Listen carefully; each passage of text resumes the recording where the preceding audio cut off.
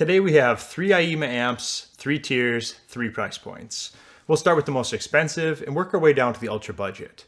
First I'm going to cover the specs and features of each amp, and then break it down at the end, ranking these in a few different categories. All these amps had some positives and negatives, so it's good to know which one might be the right fit for you. First up is the Aiyima A300, and that comes in at $175.99 on Amazon, but they're offering a $20 off coupon, bringing it down to around $155. It's much bigger than the others, obviously, and that is because it's the only one to house an internal power supply. Now that could be good or bad, but in this case I think it falls right around neutral for me, but more on that later. Looking at the front of the case, we get something that I've been asking for on several models of these desktop size Class D amps. The ability to bypass the tone controls. I have no issues with tone controls being on the amp, but oftentimes they're a pain to find neutral on. With this simple push of this button, you can bypass that without having to worry about the knob placement.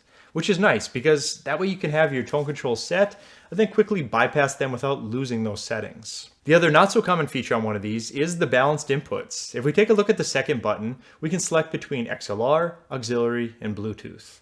That's not very common on these, and I plan to utilize it on my tests. Likely connected to an SMSL or SHIT DAC with a balanced out. Talking about these two buttons, they're alright, but they do have a bit of play. They function fine, but a little bit more of a solid button push without the jiggle would have been appreciated. As far as the knobs, nothing to report here. They all function normally, just smooth, simple knobs. Turning it around, we get a little bit of a surprise, and that is the sub out. I'm not aware of any crossover here, so we can assume this is full range, and you'll be setting the crossover on your sub. This is much appreciated though. Seriously, slap a sub out on all of these little amps, give the people what they want. And a selectable crossover switch of something like 80 Hz and full range, that would really be the icing on the cake here. Right above this, we have the Bluetooth antenna and the rest of the inputs, the RCAs and the XLRs. You can see why a lot of manufacturers skip the balanced connections. They really do take up a lot of space, but nonetheless, I do like this. I suppose you could go with a format something like Topping utilizes for balanced, but then you're likely buying special cables and whatnot. All that is left beyond that is a couple of simple binding posts, power input, and then the on-off switch. I would also prefer that the on-off switch to be on the front panel, but along with some of my other gear I own, they have me reaching around the back for whatever reason. The amp chip inside this one is a common but favorite of mine as far as these little amps go. It's a TPA 3255, and they package it with a 42 volt, 8.3 amp power supply. Realistic numbers as far as power output are actually pretty impressive at this price. The amp was tested by Amir at ASR, and it outputted 90 watts per channel at 4 ohms and 87 at 8 ohms. Those numbers are actually really good, but the close proximity of the 4 and 8 ohm output likely tells us there's still something going on where we're being limited by that power supply. ASR also reported the noise and distortion levels being okay, and subjectively, I agree, nothing really stands out here. The most notable knock was the Synad. It's bordering on being audible, so I thought I should include that note with my findings as well. And this is where that internal power supply can come back to bite you. It's a cleaner install, but possible complications can be introduced here. Aiyima did add some additional venting on this much larger case, likely in caution of the larger internal power supply. I can easily say heat won't be an issue though. Even playing for extended amounts of time, the case was never really warm to the touch for myself. This might be the amp you're looking for if you want a powerful desktop solution, clean all in one, no giant power brick to hide behind your desk. This amp will provide plenty of power for that set of bookshelf speakers or even mini tower options. And it has some unique features that the others are missing. Oh, and at the end of this video, I'll break down the pros and cons of each amplifier, a quick 2 pros and 2 cons each. Now we move over to cover the A07 Pro. This is one of the more recent releases. It's the Pro version of the original and highly regarded budget amp, the A07.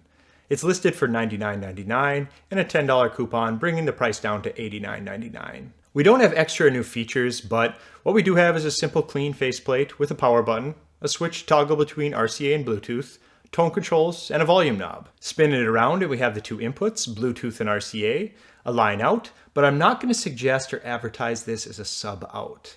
It's fixed level, so not a true sub out like we see on the A300.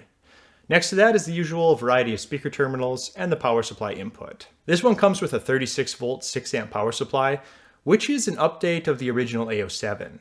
This is where it gets interesting too. The A07 Pro was measured at 103 watts at 4 ohms, which actually beats out the A300.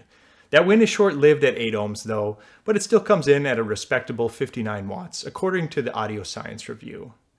These are great power levels for both of these amps. A 3255 chip with a decent power supply is not something to be brushed aside. You can easily upgrade to a larger power supply in one of these as well. In fact, Aiyima offers a 48 volt 5 amp that would easily push the 8 ohm performance over 100 and the 4 ohm close to 150. But this does of course come at a cost. The larger power supply comes in at $75, which brings us to roughly the same price as the A300. Maybe a little more depending on the sale that's currently running. The advantage this implementation of the 3255 amp chip has over the A300 is an improved SINAD. It actually tested quite well in the ASR review in this regard. I would assume this tested better with the power supply removed from the case. So the A07 Pro is sort of a tale of two cities. You get some things, but you lose some things over the A300. More power at 4 ohms than the A300, but less at 8. The A07 Pro has a line out, but not a true sub out like the A300. The SINAD measures substantially better on the A07 Pro over the A300. The A07 is said to have higher quality internals, better quality capacitors and inductors. And the power supply can be upgraded on the A07 Pro and will far exceed the levels of the A300, but it nearly doubles the price. So now for the last option. This one comes in the cheapest between these three, coming in at just around $79 after a coupon. The Aiyima A06. The A06 can be a bit confusing, as there appears to be two different variants of the A06. We have this one, and then there is a second that has its own unique characteristics, like a phono preamp and tone control bypass. Nevertheless, the A06 we're looking at today is the only A06 I have tested. On the front, there's a single toggle auxiliary, RCA, and off. That serves as the input selector and the power switch. Then it's just tone controls and volume. Give it a spin around and, well, you're not really greeted with any surprises. RCA input, auxiliary input, and auxiliary out. Once again, not a true sub out, so just keep that in mind. The only real notable is the difference in power supply input. The others were rated up to 48 volts. You notice this one shows 36 volts, which coincidentally is what is included with it. The A06 uses the TDA7498E amp chip. It was an earlier release than the 3255, so this is where things get a little bit weird for me. The 4 ohm performance on this one with a 36 volt power supply actually beats out the A300 and the A07 Pro, at least on one particular test that Williston Audio Labs ran on a TDA7498E. It produced 111 watts at 4 ohms during his test and 68 at 8 ohms. So this one caught me off guard. I wasn't expecting to find more 4 ohm output the cheaper we went. What is going on here? So I should mention this isn't an exact measurement of the output of this particular amp, but it was the closest real-world result I could find using the same amp chip and the same voltage. So what I do know is that we get a confident amp for the price, but we do miss out on the Bluetooth that the first two options offered. A lot of people like to use a streamer of their own choosing, but there's still going to be a big market for the Bluetooth user. So if you want it, that extra cost will bring you over the cost of an A07 Pro. Breaking all of this down, first let's talk about the power. Straight out of the box, the A300 had the highest output at 8 ohms. It took first place with a healthy 87 watts per channel. It followed it up with 90 at 4, which ranked third. The A07 Pro in stock configuration put out 59 watts per channel at 8 ohms, coming in third place, but followed it up with 103 at 4, narrowly missing the first position. The A07 Pro has a trick up its sleeve though. Using a 48 volt power supply, these can easily exceed the numbers of the other two. I'm going to keep this into consideration during the ranking because adding it to an A07 Pro will still bring it in roughly the same price as an A300. The A06 with a 32 volt power supply put out 68 into 8, coming in second, and a major surprise, 111 at 4. But again, the closest test I found wasn't this exact product, but it was the same amp chip and voltage, just to be clear on that result. The tests I referenced today were not conducted by myself, so I cannot speak on their accuracy, but they were performed by well-known individuals in the audio industry, Amir at ASR and Williston Audio Labs, and I trust their findings. Ranking these by output alone, not considering sonic performance, I'm going to give it to the A07 Pro first. It didn't win outright in stock configuration, but was the only offering that had an upgrade path to push it well beyond what the others could do. Beyond that, the A300 really excelled at 8 ohms, and the A06 at 4. I should also mention that all of these were capable of driving speakers well beyond normal listening levels, so keep that in mind as well. Ranking these by featured offered is pretty simple. The A300 is going to win this one.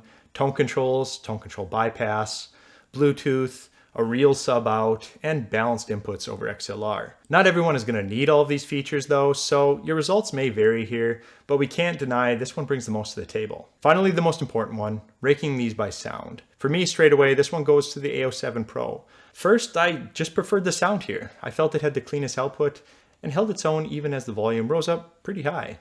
Second and third was a toss-up for me. I wasn't able to discern much difference between the other two, although the A300 did seem to have a bit more headroom and would likely be my number 2 pick. Just felt like a more powerful amp in general. To break this down the easiest way, I'm going to give 2 positives and 2 negatives for each. The A07 has everything I need for under $100. It also has an upgrade path with a larger power supply and swappable op amps. As for the 2 cons, it doesn't have tone control detents or the ability to bypass them, and no true sub out. The A300 Pros, a lot of power straight out of the box, more connection options than any of the others, and I know I said 2 pros, but I'm throwing in a third here, the tone control bypass. As for the cons, the Synad didn't measure that well in comparison to the other Aiyima amps.